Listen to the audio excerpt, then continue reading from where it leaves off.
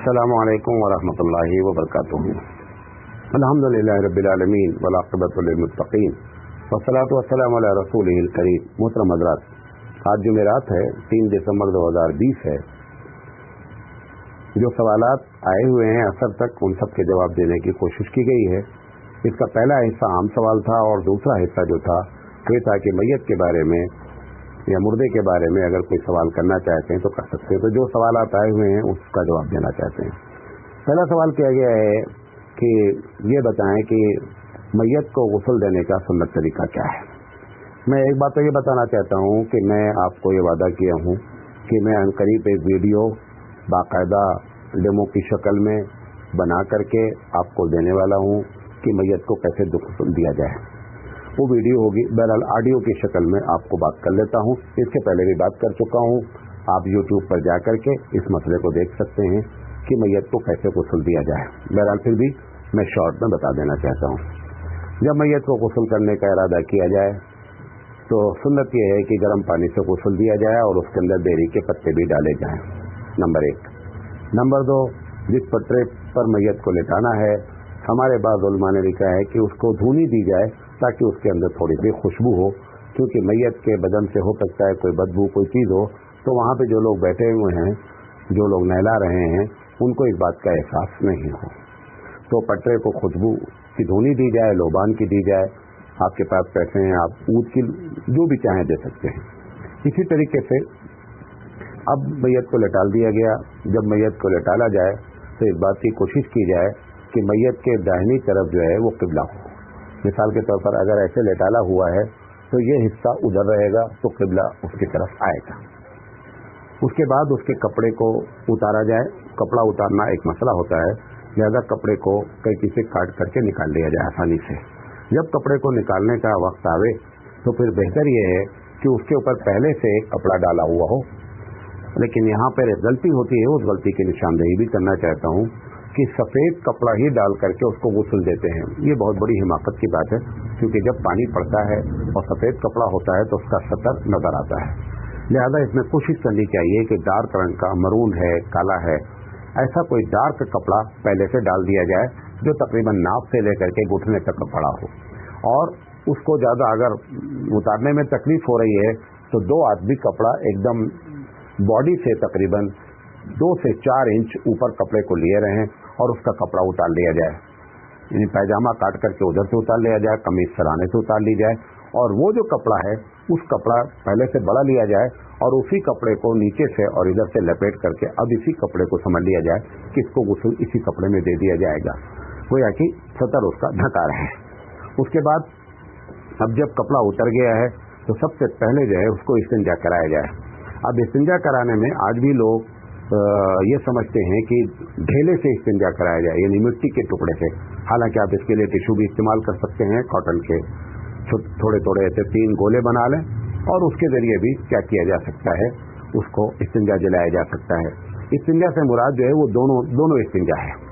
دونوں مقام جو ہے وہ اس ٹیشو سے صاف کر دیے جائیں. اگر ٹیشو نہیں ہے، کاٹن بھی نہیں ہے، تو پھر مٹی کا استعمال بھی کیا جا سکتا ہے. لیکن مٹی کا استعمال کرنا لازم ہے ایسا نہیں ہے. جب آدمی جس وقت اس کو استنجا دلا رہا ہو پہلے سے وہ اپنے ہاتھوں میں دستانہ باندھ دے. اب اس کے لیے دوسری حماقت کیا کی جاتی ہے کہ اسی کفن کے کپڑے کو لا کر کے لوگ باندھتے ہیں. حالانکہ آپ کے پاس جو ہے پلاسٹک کے بنے بنائے ملتے ہیں، 2 خرید دیجئے. ڈاکٹر استعمال کرتے ہیں، نرس استعمال کرتی ہیں، زیادہ 2-4 روپے کا ملتا ہے. وہ اپنے ہاتھوں میں دونوں پہن لیا جائے اور پہننے کے بعد جو ہے اسی کو استعمال کر لیا جائے. کفن کے کپڑے سے کوئی دستانہ بنانا ضروری نہیں ہے. جب دستانے آپ کے ہاتھ میں آ گئے، آپ نے استنجا کرا لیا، تو پہلے جو ہے ٹیشو سے یا کاٹن سے یا مٹی کے ڈھیلے سے کرانے کے بعد اس کو 3 مرتبہ پانی سے استنجا کرا دیا جائے. پانی سے استنجا کرانے کے بعد اب اس کو وضو کرایا جائے. وضو میں اس بات کا خیال رکھا جائے کہ ناک میں پانی نہ ڈالا جائے اور منہ میں پانی نہ ڈالا جائے. لیکن اگر یہ معلوم ہو جائے کہ یہ عورت ناپاک ہے یا یہ کہ یہ مرد جنبی ہے تو پھر ایسی شکل میں ناک میں پانی ڈالنا بھی ضروری ہے اور کلی کرانا بھی ضروری ہے.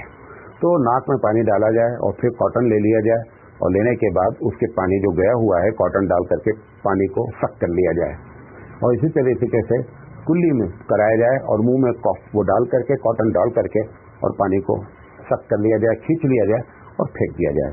और अगर पाक है बंदा, यानी जुनूबी नहीं है, नापाक नहीं है, तो फिर ऐसी शक्ल में सिर्फ टिश्यू पेपर या कॉटन को भिगो करके उसके मसोड़ों को, दांत को जो है मल दिया जाए और क्या कहते हैं नाक में हल्का सा जो है पानी रख दिया जाए।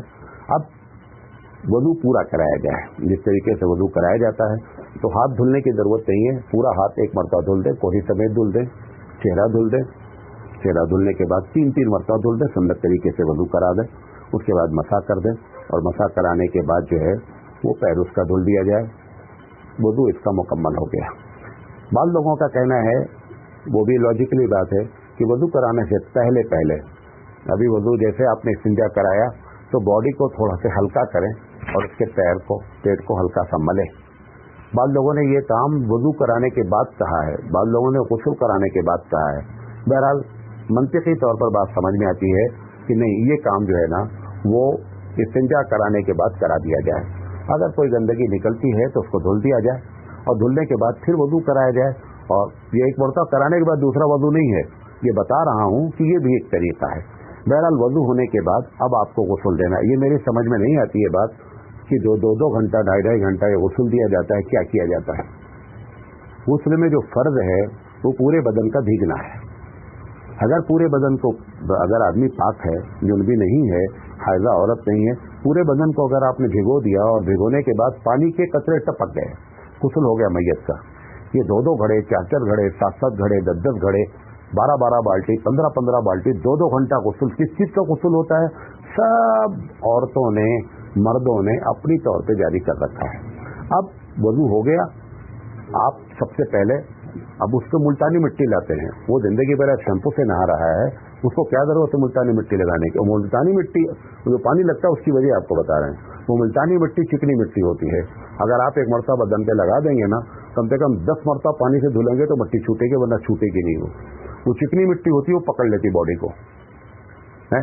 अब वो मिट्टी लाते हैं, भाई आप साबुन ले आइए, शैम्पू ले आइए, सर के लिए शैम्पू ले आइए, छोटा वाला ले आइए, पाउच ले लीजिए, छोटा सा बट्टी साबुन ले लीजिए, 2 बट्टी ले लीजिए दादा।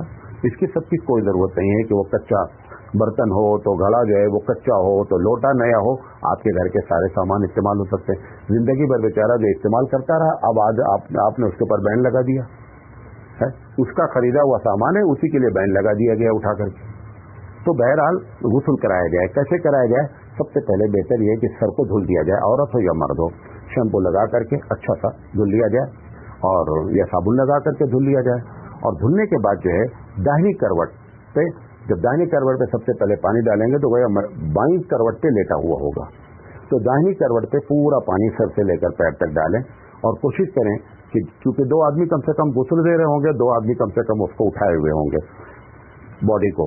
तो बॉडी को जब उठाए हुए होंगे और 2 आदमी गुस्ल दे रहे होंगे, तो ऐसा करें कि उसकी पीठ के आखिर तक अपना हाथ डाल करके और कोशिश करें वो दस्ताना पहने ही रहें।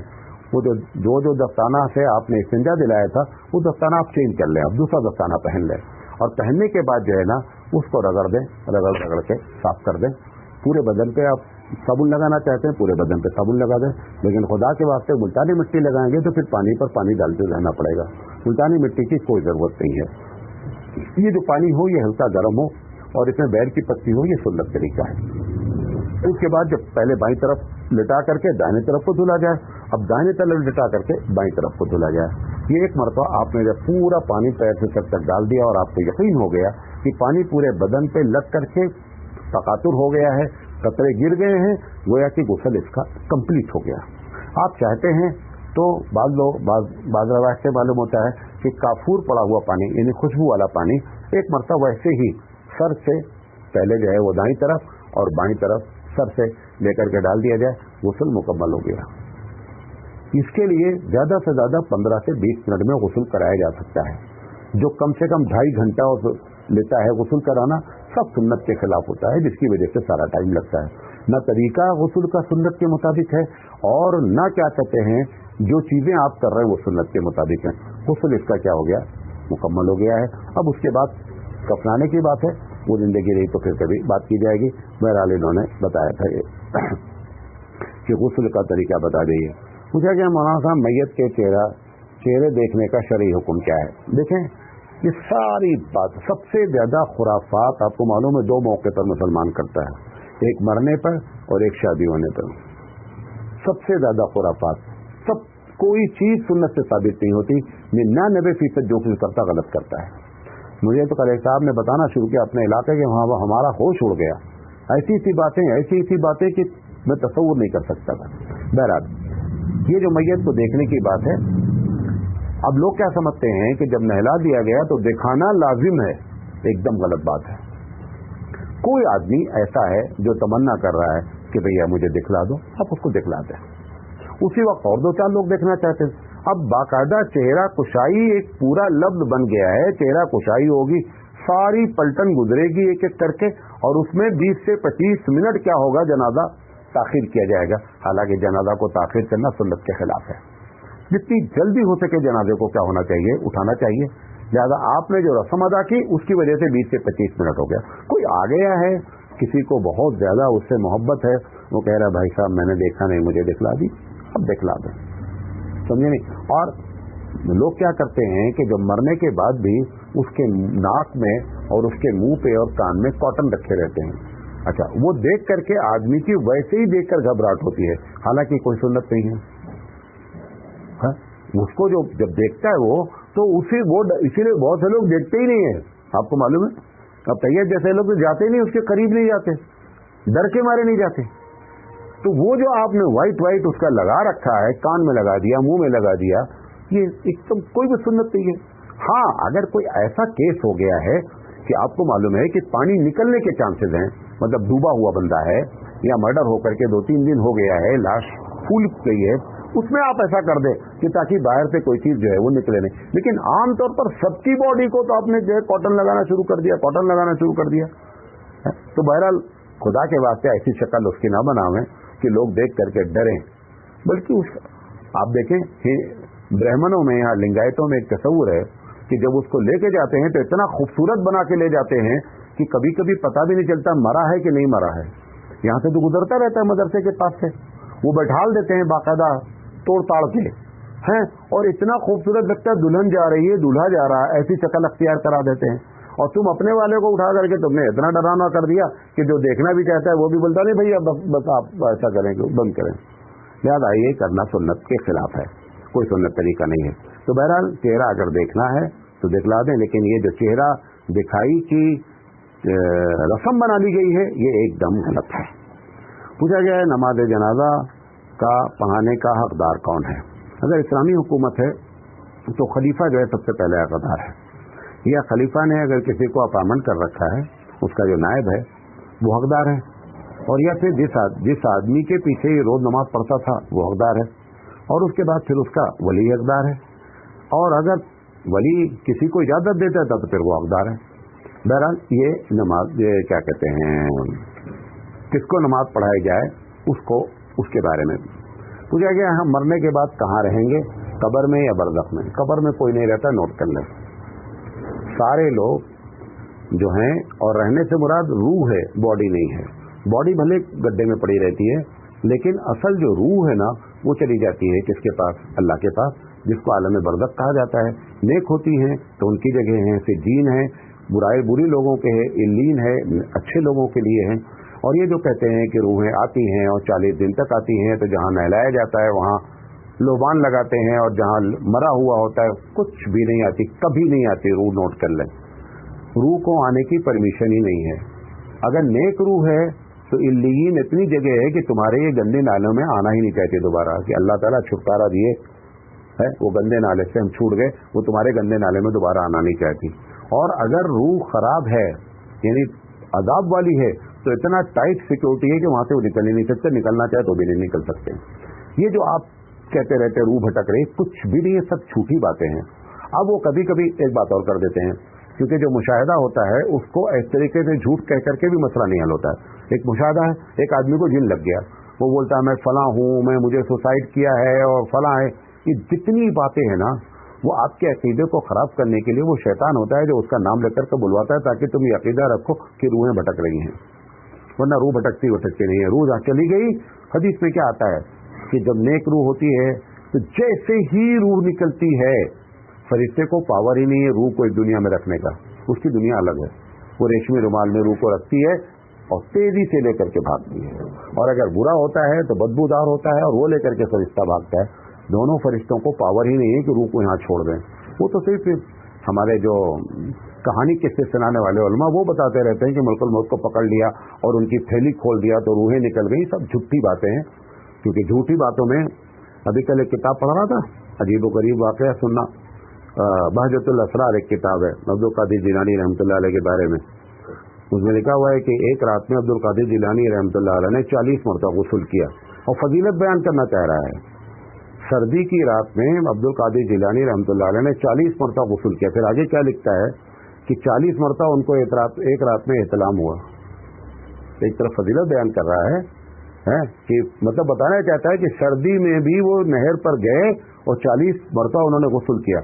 गुस्ल करने की वजह क्या लिखी हुई है? वजह लिखी हुई है कि हजरत को 40 मरतबा एहतलाम हुआ। अरे यहाँ साल भर में तो 40 मरतबा होता नहीं यार, आदमी है या क्या है? फिर लोग भी सोचते हैं कि झूठ बोलना है तो दबा के बोलो यार, थोड़ा मोड़ा झूठ बोलने का क्या फायदा है? उसी किताब में लिखा हुआ है, वो टॉपिक नहीं है, उसी किताब में लिखा हुआ है कि 15 साल तक अब्दुल कादिर जिलानी रहमतुल्लाह अलैह एक पैर पर इशा से लेकर फजर तक खड़े रहे, और 15 साल तक तो ये खड़े रहे, और 40 साल या 25 साल दोनों रवायतें हैं, हमेशा इशा के वजू से फजर की नमाज पढ़ते रहे। अच्छा, और उसी में ये भी लिखा है 40 मरतबा इतलाम हुआ। देखिए आप, उसी में ये भी लिखा है, और उसी में ये भी लिखा है कि फजर इशा के वजू से, अच्छा अगर इतलाम से वजू मतलब वजू नहीं टूटता है, गुस्ल वाजिब हो जाता है। अजीब वो गरीब बात है। आदमी जब झूठ बोलता ना तो ये नहीं समझ पाता है कि कहाँ से पकड़ा जाएगा। तो पुलिस डिपार्टमेंट होता है, वो चोर को पकड़ता है। बहरहाल कभी इंशाअल्लाह जिंदगी रही तो अब्दुल कादिर जिलानी रहमतुल्लाह अलैह के नाम लेकर जो झूठ बोला गया, इस पर हम एक सीरियल चलाएंगे कि अब्दुल कादिर जिलानी रहमतुल्लाह अलैह के नाम पर लेकर के, कल मैं गया था, जितनी किताबें थी हुबली में सब मैं लेकर आ गया हूँ, बाकायदा खरीद करके लेकर के। हमने कहा आपके पास जितनी हजरत की किताबें फजीलत वाली हैं सब मुझे दे दीजिए। सारी किताबें लेकर आए। मैं इंशाल्लाह एक एक किताब का नाम लेकर के मंतिकी तौर पर, अकली लिहाज से, शरई लिहाज से कहाँ कहाँ गलती हुई है उस पर सब पे बात करेंगे। बहरहाल तो कब्र जो रूह है वो बरज़ख में रहती है। पूछा गया हमारी रूह कहाँ रहेगी? जहाँ सबकी रहेगी वहाँ आपकी भी रहेगी। अब देखिए मुसलमान है, अब मुसलमान भी कद्दू टांगे हुए हैं घर की हिफाजत के लिए। यूपी में नहीं है, यूपी में दूसरी बलाएं हैं। यहाँ पर एक बला है कि हिंदू भी कद्दू टांगे हुए अपने मकान के सामने और गैर मुस्लिम भी, तो कद्दू वाले इकट्ठा रहेंगे। अब जो भी आप अकीदा रख लें, ऐसा थोड़े होगा कि एक गाड़ी में हम बैठे हुए हैं, गाड़ी बेंगलोर जा रही है, आप कहाँ जा रहे हैं? नहीं मैं मुंबई जा रहा हूँ। क्यों मैं मुंबई जा रहा हूँ? मैं अपनी सीट घुमा के बैठा हूँ, लिहाजा मैं मुंबई जा रहा हूँ, तुम बेंगलोर जा रहे हो। ऐसा नहीं होता भाई, जहाँ गाड़ी जाएगी वहाँ सबको जाना है। सीट के घुमाने से मंजिल नहीं बदलती है। तुमने भी कद्दू टांगा है, उसने भी कद्दू टांगा, तो कद्दू वाले इंशाल्लाह इकट्ठा रहेंगे, समझे नहीं? कद्दू वाले इकट्ठा रहेंगे। पूछा गया क्या इंसान की मौत का दिन, तारीख, जगह मुकर्रर है? एकदम मुकर्रर है, दिन भी मुकर्रर है। बाकायदा हदीस में मुस्लिम शरीफ की रवायत है कि अल्लाह ताला जब नुस्खे को डालता है तो ऐसी शक्ल में सारी चीजें ये जो पूछी गई हैं सब लिख दिया जाता है। जगह, मौत कब आएगी, किस जगह आएगी, सब कुछ लिखा रहता है।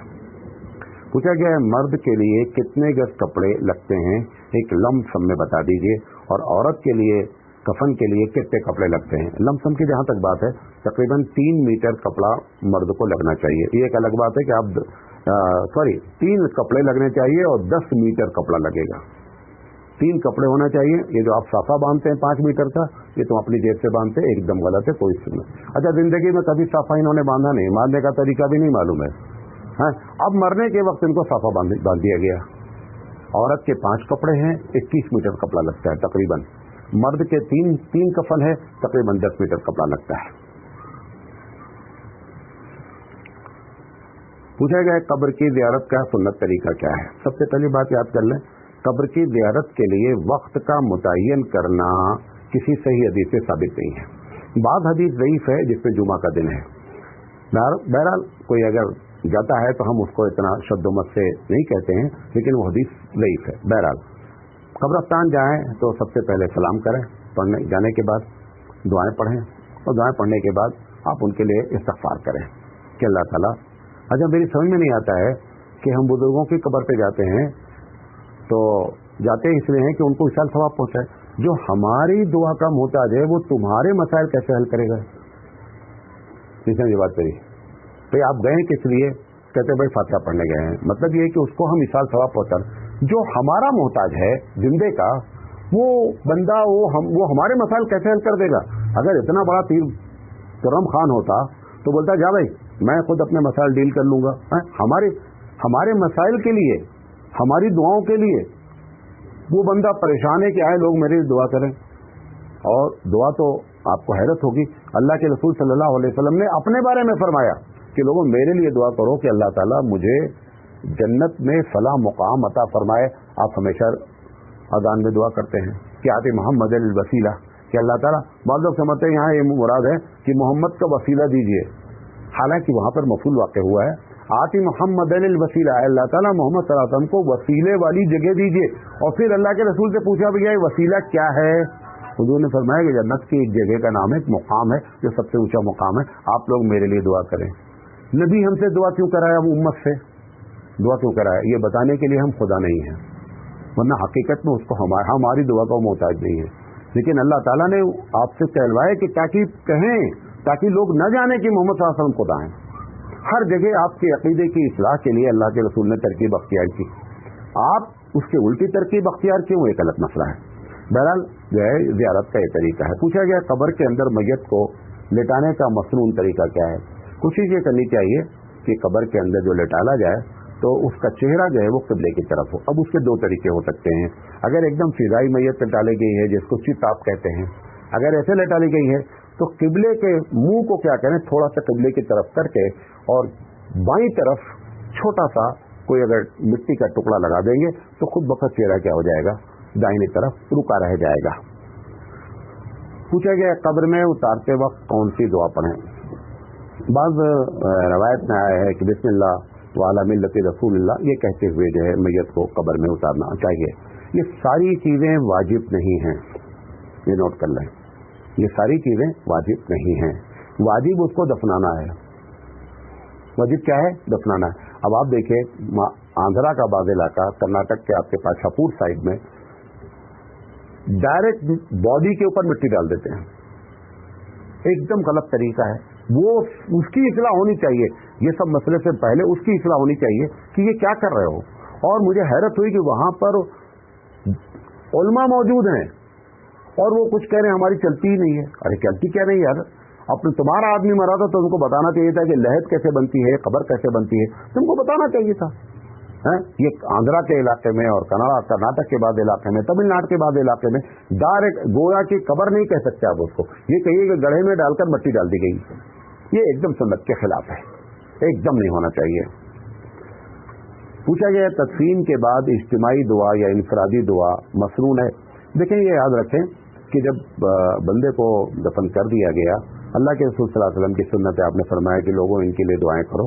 अभी अल्लाह ताला इनको साबित कदम रखे, अभी इनसे सवाल किया जाएगा। और उसके बाद अल्लाह के रसूल सल्लल्लाहु अलैहि वसल्लम ने दुआ किया।